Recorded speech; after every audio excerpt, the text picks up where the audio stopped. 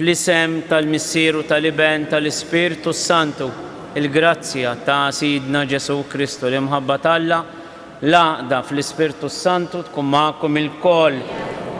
U dis nofru għall-erwieħ ta' Pawlu u Ġużi Muscat nagħtu merħba l-ewwel nett lilkom eżiż devoti tal-Madonna, imbagħad lil dawk kollha li jsegwuna permezz tal-streaming, speċjalment l-emigranti tagħna ġewwa Sydney u ġewwa Melbourne, speċjalment l-Awstralja, hemm ħafna devoti tal-Madonna fis-Santwarju ta' Bacchus Marsh.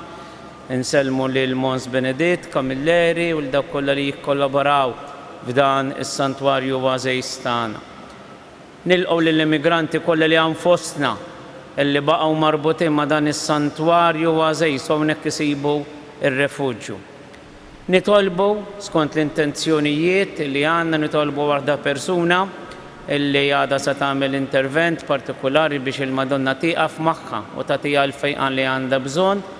Nitolbu għall-morda kollha tal-isptar, speċjalment tal-persuni illi nafu bihom, u niftakru wkoll f'dawk illi tilfu lil xi ħadd ta' għażiż f'dawn il-ġranet biex f'dawn il-momenti ta' telfa iħossu l-faraġġ tal-tagħna tas-sema'. Missier Qaddejs, inti tħobbna bil-wies u tagħmel illi l-qalb tagħna tgħix fil-paċi tiegħek, tina l-grazzja illi fil-mument tal-prova ħana nduru lejk biex niftakru li inti dejjem magħna u lej ħnina. Kristu, inti kelma ħajja li tfarraġ, kelma illi tfejja, tina l-grazzja li nħobbuk dejjem u nżommuk dejjem qrib tagħna permezz tas-smigħ tal-kelma tiegħek. Kristu ħnina, Spiritu Qaddejs, inti għandek diversi għajnuniet spiritwali li tagħti lir-Ruħ Imsejkna tagħna, iqaf magħna fil-mument tal-prova mulej ħnina, iħenna lina Alla li jista' kollox jaffrinna rnubietna, iwassalna għal ħajja ta' dejjem nitolbu.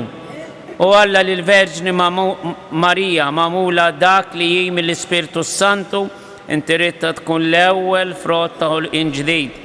Atina li b'qalbna kollha nħadnu t-tagħlim ġdid tal-Evanġelju, aħna u nżommu ruħna ħielsa mid-dunub tal-qedem, mexjin f'ħajja ġdida li kollha ta' ħajjitna b'ibnek Ġesu Kristu Siedna li hu Alla, miegħek jgħix bisaltan flimkien mal-Ispirtu Santu għal dejjem ta' dejjem. Qari mit-tieni ktieb ta' Slaten. Ġara li meta l-mulej kien se jtella s-sema lil Elija ġo rriefnu, Elija kien telaq ma' Eliżew minn Gilgal. Waslu Ġeriko u Elija qallu, oqgħod hawn nitolbok għax il-mulej batni lejn il-Ġordan. U wieġbu, daqskemm hu ħaj il-mulej u daqskemm int ħajjint ma nħallikx. U telqu t-tnejn. U 50 wieħed minn uliet il-profeti telqu magħhom u għadu ftit il-bott minn qudiemhom u huma t-tnejn waqfu lejn il-Ġordan. U Elija qabad il-mantar tiegħu, kebbu u ħabtu mal-ilma, u dan inferaq lemm u lawn, u qasmu huma t-tnejn fl-inxef. U ġara li huma jaqsmu, Elija qal lil Eliżew, itlobni x'għandi nagħmillek qabel ma nittieħed minn ħdejk. U Eliżew wieġbu, ħajkun hemm fija żewġ isma mill-Ispirtu tiegħek. U qallu, ħaġa jibsa tlabni, jekk tarani nittieħed minn ħdejk ikun lek hekk, jekk le ma jkunlekx. U ġara li huma sejrin jimxu jitkellmu, f'daqqa waħda karru tan-nar biż-żwiemel tan-nar firdhom minn xulxin. U Elija tela s-sema fir-riefnu. Eliżew baqa' jħares u jgħajjat, Missieri, Missieri, il-karru ta' Iżrael u r-rikkeb tiegħu u ma raħx iżjed. U qabad fi ħwejġu u ċarrathom f'bixtejn. Imbagħad ġabar il-mantar ta' Elija li kien waqa' minn fuqu u reġa' lura u waqaf max-xatt tal-Ġordan. U ħal mantar ta' Elija li kien waqa' minn fuqu u ħabtu mal-ilma u qal, fejn hu il-mulej Alla ta' Elija issa, fejn hu? U ta' daqqa fuq l-ilma u dan inferaq lawn u lemm. U Eliżew għadda għan-naħa l-oħra. Il-kelma tal-mulej. Fis-salm responsorjali nwieġbu flimkien issaħħu u qawwa qalbkom intom il-koll li tittamaw fil-mulej. Issaħħu u qawwa qalbkom intom il-koll li tittamaw fil-mulej. Kemm hu kbir il-ġid tiegħek mulej li inti erfajt għal min jibża minnek, li int ħejjejt għal min jafda fik quddiem il-bnedmin kollha ngħidu issaħħu u qawwa qalbkom intom il-koll li tittamaw fil-mulej. Bil-ħarsen tiegħek tkellinhom kontra t-tnassis tal-bnedmin, fl-għarix tiegħek taħbihom kontra tqassis tal-ilsna. Ngħidu issaħħu u qawwa qalbkom intom il-koll li tittamaw fil-mulej. Bil-ħarsen tiegħek tkellinhom kontra t-tnassis u jħobbu l-mulej ħbeb tiegħu kollha li twajbin iħarishom il-mulej, imma jpattija sewwa lil min jimxi bil-gburija. Ngħidu issaħħu qawwa qalbkom intom il-koll li tittamaw fil-mulej. Jekk jogħġobkom inqumu bil-wifqa.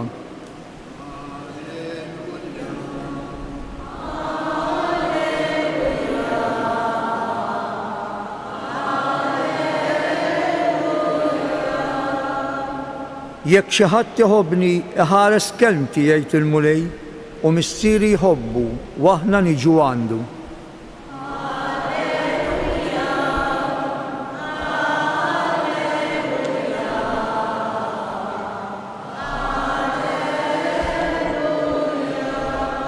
Missierek li jara dak li hu fil-moħbi jrodloku il-mulej magħkom. Qari mill-Evanġelju skont San Mattew.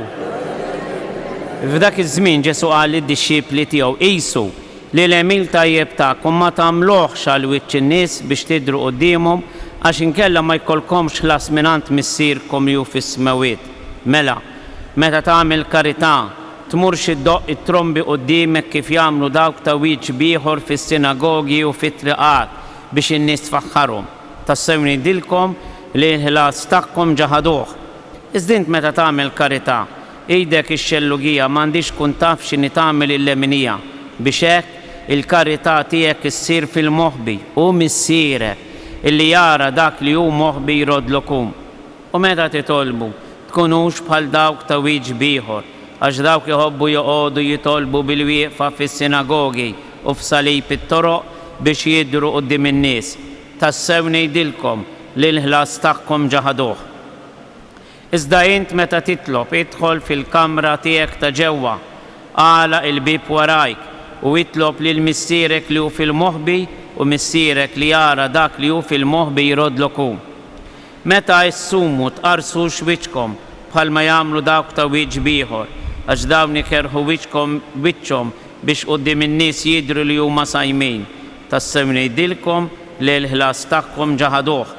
Iżda int meta tkun sajjem idlek xarek waħsel wiċċek biex mhux quddiem in-nies tidher illi tkun sajjem imma quddiem missierek li hu fil-moħħbi u missierek li jara dak li hu fil-moħħbi irodlok hu. Il-kelma tal-mulej.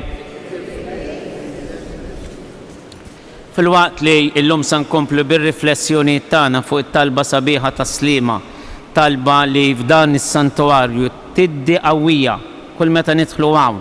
Aħna lil Madonna nirrepetula dak il-kliem sabiħ tal-Anġlu Gabriel u l-kliem li rċevit dakinhar ta' żjara tagħha l-Elisabetta minn fejn ġieni dan li jum Sidi tiġi għandi. Illum ir-riflessjoni tagħna se nitfawwa fuq dak il-kliem sabiħ imbierek il-frott tal-ġuf tiegħek. Aħna kontra il-ġuf ta' omna ma nistgħux ingergru għax minn hemm nafu il-bidu ta' dak li aħna, ta' kull ġejt. Hemmhekk nafu is-seba ta' Alla. Fil-Kappella Sistina hemm dik ix-xena sabiħa ta' Michelangelo fejn il-Missier Etern jidher joħloq lill-Adam u seba ma seba jiltaqgħu ma' xulxejn biex lill-Adam isejjaħlu għal ħajja. Lienna xi darba fil-moħħbi tal-ġuf ta' omna l-għażiża.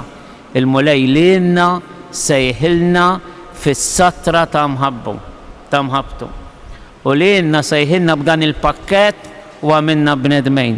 Għalmejn bħali mexa l-qoddim u wasanna għall-età tal-anzjanità, għall-fażi tal-anzjanità, m'għandniex kliem ta' tifħir u ta' talb u ta' ringrazzjament lill-Alla illi għamlilna din il-ħajja sabiħa u permezz tal-għajnejn tal-wiċċ u l-għajnejn tal-qalb għaddejna mill-esperjenza ta' mħabtu.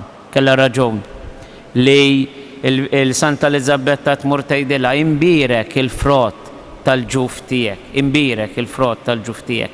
Il-ġuf li sbaħ post fejn tista' ssejr il-laqgħa ta' Alla mal-bniedem.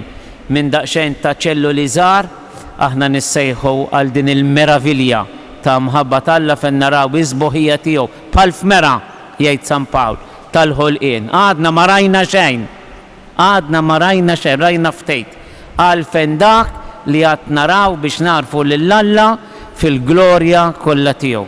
Eżis, ma nistgħux nikkalpestaw dan il-post għażejs, la bil-kliem u lanqas bil-ħsieb. Għax inkunu nikkalpestaw il-bidu tagħna stess, inkunu nobodu lilna nfusna jekk ma nqimux dak il-post ta' għażejs illi fih il-mulej sejħinna għal-ħajja. M'hemm l-ebda eċċezzjoni ta' xejn, l-ebda eċċezzjoni illi nidħlu f'kompromess ma' dawk li jgħidulna iwa, kultant il-ħajja għandha tiġi soppressa. Aħna l-insara illi nemnu li l-ħajja jibdija Alla u jtemma hu ma nistgħux nidħlu f'kompromess. Nistgħu ikonna ħafna għażliet fuq kuluri u fuq partiti ta' futbol u ta' banet u imbarazz ieħor fil-ħajja, imma mad-dritt Alla dak ma nistgħu nieħdu lu ħadd. Dak li tani Alla lili, dak jerġa' jieħdu li hu fil-mument opportun. Għax jien ħriġt mill-ġewwieni tiegħu, kull wieħed u waħda minna hawnhekk eżis tiegħi. Ħadd ma qallu ġibni fil-ħajja lill-Alla, ħadd ma talab l-omm u l-mistieru tini l-ħajja. L-istess ġenituri tagħna eżis, l-istess ġenituri tagħna ma kinux jafu li aħna ġejjin, imma xejn aċċettawna fil-ġuf sa li naċċettawna u mexxewna fil-ħajja eżis, mexxewna fil-ħajja. Nistgħu ma naqblux issa jkun opinjonijiet fuq ikel, fuq il-bis, fuq il-banet tagħna, fuq il-festi tagħna, imma fuq id-dritt tal-ħajja eżis għandna nagħtu lill-Alla dak li hu ta' Alla. Alla ma jridx mi ċajta, ma dan it-trid. Għax aħna ħerġin mill-ġewwieni tiegħu. Il-ġewwieni li jitkellem miegħu, li jitkellem minnu anke l-Antik Testament. Il-profeta Iżajija meta jitħaddet mir-raħam li tfisser il-ġuf jgħid tista' mara tinsa lil bin ġufa, imqar jekk din tinsa, jien ma ninsik qatt. Il-ġuf eżis huwa għażiż ħafna mhuwiex post. Naw nisa jgħidu dak dritt tagħna, dak dritt nagħmlu bija li rrejt il-ġuf tagħna. Le, mhux tagħkom għalkemm qiegħed fikom mhuwiex tagħkom. Da skemm mhix tiegħi il-ħajja. Jien ma nistax ngħid nagħmel li rrid, nimxi minn nofs ta' triq, it-tajjarni ma tistax. Għax jien m'għandix dritt fuq il-ħajja tiegħi, id-dritt huwa tal-Alla u jien maħluq biex inservi l-pjan tal-Alla. U x'inhu? Tgħid li imma tarbija b'diżabilità qed tfaħħar lill-Alla. Anke fid-diżabilità tagħha anzi llum ngħidulu abilità. U għamlu sewwa il-psikoloġi tagħna ħalqu dan it-terminu. Ma ħadd tarrimi, ħadd eżis, ħadd. La l-bnedmejn waqas l-annimali, għax dak li ħalaq Alla huwa sabiħ. U għandna nħalluhulu sabiħ kif inhu. Jgħidilna wkoll l-istoriku il-biblista Dufour illi anka dejn il-ġewwieni tal-bniedem, il-ġewwieni ta' mara għandu x'jaqsam mal-ħniena, mal-ħesed. Għaliex? Għaliex hu stess u Marija stess kanta dillanja. Ħaħsib Iżrael għaddej tiegħu għax ftakar fi ħniena tiegħu. Frott ġufi huwa frott il-ħniena. Alla magħna eżis meta jtina l-ħajja mhux biex jikmandana, biex joqgħod jibbossjana, biex juri li hu padru, le. Alla tagħna mhux biex juri ħniena tiegħu. Jekk tonqosni mill-ħniena fi klimi, f'emili u nieħu l-post Alla, ma nkunx nagħmel ix-xogħol tal-Alla, nkun nagħmel xogħol li joħodha kontra Alla. Le. Ma dejn il-ħaġa għandna nkunu ċarismi aħna. Ratta ħajr tal-li lili sawwarni fil-ġuf ta' ommi l-għażiża. Niddefendu il-ħajja mill-bidu sa tmiem, bniedem anzjan fuq sodda ma jitkellemx, imxebba mill-ħajja, nfarġuh, nejnuh. Imma ħadd m'għandu dritt illi ineħħi l-ħajja ta' ħaddieħor. U waqas jien stess ma nista' nneħħi l-ħajja tiegħi. Ejjew irroddu ħajn lill-Alla. Aħna trabbejna f'kultura sabiħa, rib il-Knisja fil-paċi tiegħu, dawwalna l-ħajja tagħna bil-kelma tiegħu. Ħalli l-kelma tiegħu tkun mużbieħ għar-riġlejna. Ħajkun hemm momenti ta' sfida fil-ħajja tagħna, ħangħaddu mill-momenti ta' mart. Ħajkun hemm momenti fejn l-uġieħ ikun kbir fil-ħajja tal-bniedem u forsi taqta' qalbek u forsi tkun tixtieq li jittemm ħajtek jew itemmulek ħajtek. Imma dak qiegħed f'idejn Alla, kollox għandu skop fil-ħajja. Anke l-istess uġieħ li lna jippurifikana, anke meta niltaqgħu mal-fraġilità tagħna, max-xejn tagħna. L-umiltà ma tkissirx il-bniedem imma tibnieh. Xtejt il-Verġni Marja ara ħares lejn iċ-ċokon tal-qaddejja tiegħu. Meta inti umiljat, meta inti mweġġa, meta inti mwarrab, meta inti mhix mifhum, meta inti kkundannat, meta inti kritikat, xorta waħda int maħbub minn Alla. Ejjew irrawmu dil-kultura ta' mħabba fil-qalb tagħna. Ejjew ma naġlux biex inwarbu l-anzjani tagħna, inwarbu persuni li għandhom diffikultajiet, illi għaddejjin mill-fraġilità mentali, emozjonali, fiżika. Ejjew nkunu persuni inklusivi, naċċettaw lil kulħadd fil-qalb tagħna għax lienna Alla jaċċettana hekk. Ħatħarisna il-Verġni Marija u tkabbarna f'din il-qima illi għandna lejn dan il-post ta' żejs. Imbirek il-frott tal-ġuf tiegħek, imbirku il-frott tal-ġuf ta' omna l-Aziza li minna aħna twelidna, għandna l-ħajja u bija ħabbejna u aċċettajna lill-oħrajn. Ikun infakkar Ġesu Kristu. Miġburin madwar l-artal tal-mulej, ejjew issa nresqu it-talbit tagħna. Tina l-grazzja mulej illi l-kelma tiegħek ngħixuha fi sħuħija kollha tagħha u ma nidħlu qatt f'kompromess magħha nitolbu. Tina l-grazzja mulej li kuljum aħna nqimu dan il-post ta' żejs illi minnu aħna tnissinna u ndaħlu f'din il-qima lil dawk kollha li bħalna jaqsmu mid-don tal-ħajja nitolbu. Nitolbuk mulej għall-anzjani tagħna biex fis-solitudni tagħhom, fid-dbatija, fl-uġieħ, fid-diffikultajiet, fil-fraġilità tagħhom ma jaqtawx qalbhom imma jkomplu jafdaw fil-ħniena illi Alla għandu għalihom. Nitolbuk għall-miżewġin tagħna biex jikbru dejjem fl-imħabba lejn xulxejn u jkunu miftuħejn għal ħajja. Nitolbuk mulej għal dawk li għaddejjin minn xi mumenti ta' tiġrejb minħabba s-saħħa tagħhom, għal dawk li se jkollhom xi intervent fil-jiem li ġejjin, għal dawk li qed jistennew xi riżultati mediċi, għal dawk li għaddejjin mill-kura biex ma jaqtawx qalbhom. Alla għandu pjan għal kulħadd u ma se jħalli l-kulħadd waħdu. L-Om Verġni Marija titlob kontinwament lil binna Ġesu għalina wlieda u devoti tagħha. Nitolbu għat-tfal tagħna li bħalissa għaddejjin mill-mumenti ta' eżamijiet biex il-Verġni Marija tieqaf magħhom ma jaqtawx qalbhom u jintlew bil-fiduċja illi Alla qatt ma se jitbiet minnhom. Nitolbu ħarsitna fuq il-Verġni Marija, hemmhekk nitolbu għalina personalment l-ewwel biex qatt ma nidħlu f'diffikultà biex naċċettaw il-kelma tal-Alla anke jekk tkun diffiċli għalina. Nitolbu għal dawk li qegħdin iġorru id-don tal-ħajja bħalissa biex il-Verġni Marija tagħtihom l-għajnuna ħajwaslu fit-tmiem dik il-ħajja li nħolqot fihom.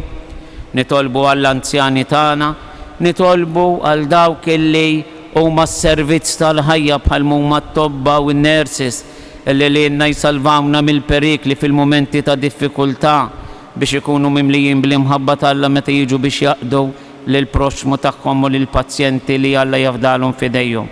Nitolbu għal xi persuni partikolari nżommu ftit taskiet u nippreżentaw dawn it-talbiet fih dan tal-Verġni Marija.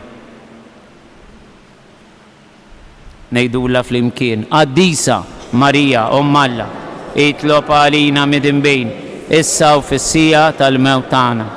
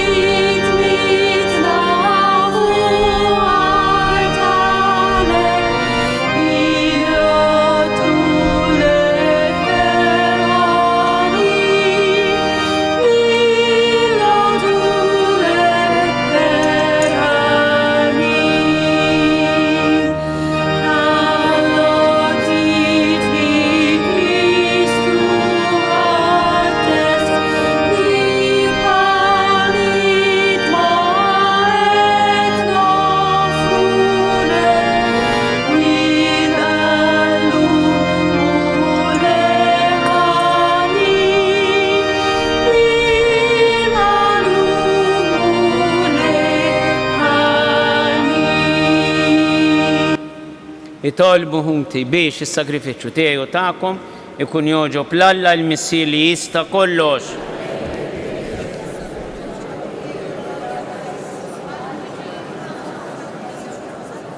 Bil-qima kollha tagħna mulej nofrulek dan il-ħobs u nbejt.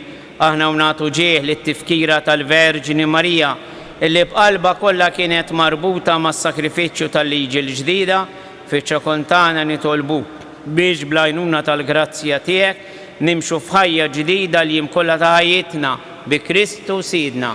Il-mulej magħkom nerfgħu qlubna l fuq nieżu ħaj lil mulej Alla tagħna. Sewwa u xieraq tas-sew mulej Missier Qaddis, Alla ta' dejjem li tista' kollox, tajjeb u ta' ġej tas-salvazzjoni tagħna li dejjem u kull imkien irroddulek ħaj bi Kristu Sidna. Għaliex intrid li l-Verġni Mqazza Marija Kristu l-awtur tal-patt il-ġdid u rrid ukoll li tkun l-ewwel frott tal-poplu ġdid tiegħek. Imnisla mingħajr l-ixken teba' ta' dnub u mimlija b'kull xorta ta' grazzi tassew il-mara l-ġdida u l-ewwel dixxiplu tal-liġi l-ġdida. Mara ferħana fil-qadi tagħha, dejjem imħejja biex toqgħod għal-leħen tal-Ispirtu Qaddis tiegħek u ħerqana biex toss il-kelma tiegħek. Mara kollha qawwa fit-tiġrid, frabta sħiħa mar-rieda tiegħek ħdejn is-salib ta' bina u glorjuża fil-ħruġ tagħha minn din id-dinja. Għalhekk mal-tajja kollha tal-anġli infaħru l-kobor tiegħek u flimkien ngħidulek Qaddis, Qaddis, Qaddis. Is-smewiet u l-art mimlija bil-glorja tiegħek. Osanna fl-ola tas-smewiet imbirek minn ġej f'isem il-mulej. Osanna fl-ola tas-smewiet. Qaddis tassew int mulej, int lajn ta' kull qdusija. Qaddes għalhekk nitolbu dal-offerti bil-barka tal-Ispirtu tiegħek biex isiru għalina il-ġisem u d-dem ta' Sidna Ġesu Kristu, illi meta kien se jingħata biex minn rajħibati ħal ħobs raddi l-ħajr qasam tal-dixxipli tiegħu qal ħudu u kulu il-kol minn dan għax dan huwa ġismi li jingħata għalikom.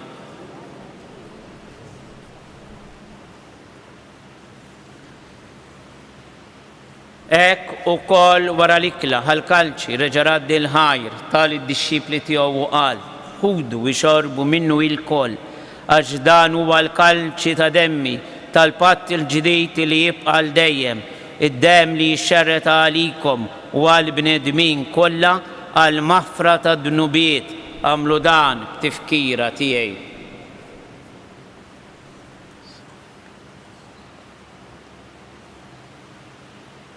Dan hu il-misteru tal-fidi jinħabbru bil-mewt tiegħek mulej, inxandru bil-fer il-qawmien tiegħek, nistennewk sa ma tiġi fil-glorja. Għalhekk aħna nagħmlu dan tifkira tal-mewt u l-qawmien ta' Sidna Ġesu Kristu. Nofrulek mulej il-ħobs tal-ħajja u l-kalċi tas-salvazzjoni u rroddulek ħajr għax oġbok tilqana għaw quddiemek biex naqdu. Miċ-ċokon tagħna nitolbu li l-Ispirtu s-Santu jaqadna f'ġisem wieħed lina li nieħdu sehem mill-ġisem u d-dem ta' Kristu. Ftakar mulej fil-Knisja tiegħek imxerda mad-dinja kollha u taqa' fl-imħabba flimkien mal-Papa Franġisku, l-Isqof tagħna Anton, il-Ministri tiegħek kollha. Ftakar ukoll fil-qaddejja tiegħek Pawlu Ġużi Muscat illi jogħġbok issejħilhom qal għandek minn din id-dinja. Għamilli kif huma bil-magħmudija mietu f'ibnek u bħal ibnek, hekk ukoll f'ibnek u bħal ibnek jirxu xtaw għal ħajja. Ftakar ukoll f'ħutna illi raqdu bit-tama tal-qawmien, ftakar fil-mejtin kollha, daħalhom quddiemek fid-dawl tas-seb tiegħek. Ħenna għalina l-kol nitolbuk, għati lilna wkoll il-wirt tal-ħajja ta' dejjem flimkien mal-Verġni Mqazza Alla Marija, ma' żewġa San Ġusepp, mal-Apostli, mal-Qaddisin kollha illi jgħixu fil-ħbiberija tiegħek sa mill-bidu tad-dinja. Għamil li magħhom infaħruk u nsebħuk Ġesu Kristu ibnek. بكريستو ما كريستو في كريستو jingħata lilek. Alla missi li tista kollox flimkien ma l-Ispirtu Santu kull ġieħ u glorja għal dejjem ta' dejjem. Ejjew nitolbu kif għallimna ridna nagħmlu liben Alla għas-salvazzjoni tagħna. Missierna li inti fis-smawiet jitqaddis ismek, tiġi saltnatek, ikun li trid int kif fis-sema hekk da fl-ard. Ħobżna ta' kuljum atina illum, affrinna dunubietna bħalma nafru lil minu ħati għalina. Daħannix fit-tiġrib iżda eħlisna mid-deni. Eħlisna nitolbuk mulej minn kull deni. Atina fit-tieba u l-ħnina tiegħek il-paċi fi żmienna x'inkunu ħielsa dejjem midnu imħarsa minn kull inkwiet. Aħna nistennew nittamaw lena u l-miġja tas-Salvatur tagħna Ġesu Kristu. Mulej Ġesu Kristu li qed l-apostli tiegħek inħallilkom islim, nagħtikom islim tiegħi la tħares lejn dunubietna, iżda ħares lejn il-fidi tal-Knisja tiegħek. Għatiha s-simulaqda li int trid fiha, int li tgħix fis-Saltan għal dejjem ta' dejjem. Il-paċi tal-mulej tkun dejjem magħkom. Bil-qalb għatu l-paċi lil xulxin. Ħaruf tal-Alla li tnekki id-dunubiet tad-dinja. Mulej Ġesu Kristu.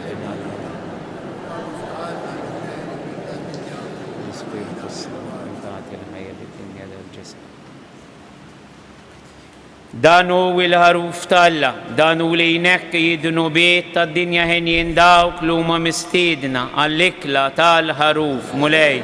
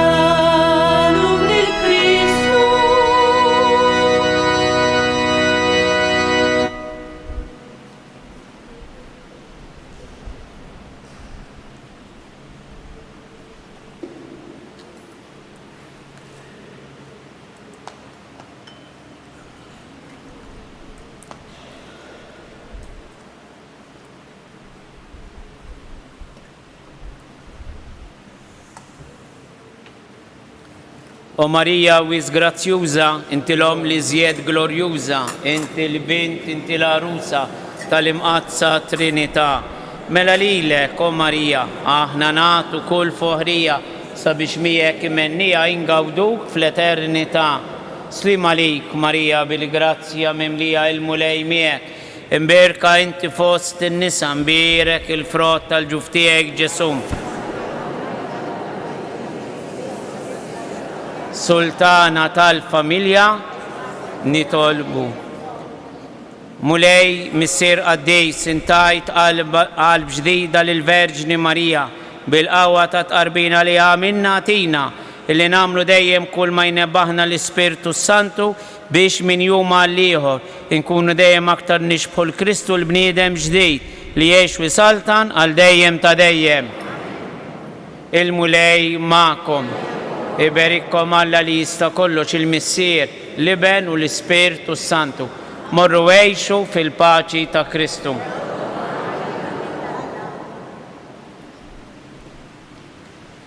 Infaħru li